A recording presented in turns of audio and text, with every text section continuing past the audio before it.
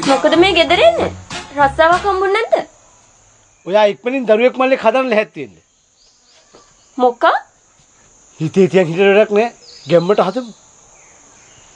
මොකද උනේ ඔයාට? මං නාගෙන එන්න. ඔයා ලැහැත් වෙලා ඉන්න. මට බෑ. එයි? අතේ සතපහ නෑ. දරුවෙක් මල්ලේ හදලා වියදම් කරන්න සල්ලිකෝ.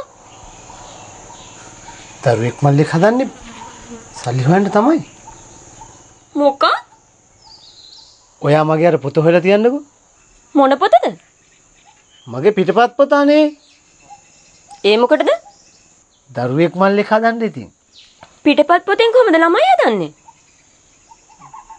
ළමයි? නෑ. මං අලුතෙන් ලියන පිටපත දරුවෙක් මල්ලේ. ෂුවර් එකට මේක මිනිස්සු අතර රන් ගිය හැකියි.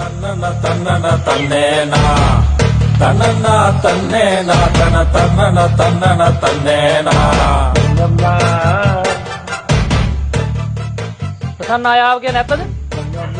දරුවෙක් මල්ලේ හදන්න ඕනි කියන්නේ. යකෝ මේක අප්පගේ එකකින්.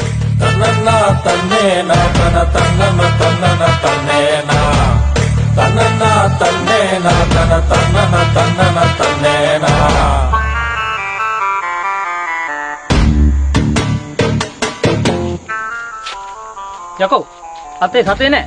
දරුවෙක් මල්ලේ හදන්නේ කොහොමද? ඈනේ පොත තිබ්බාම ඇති. ඈ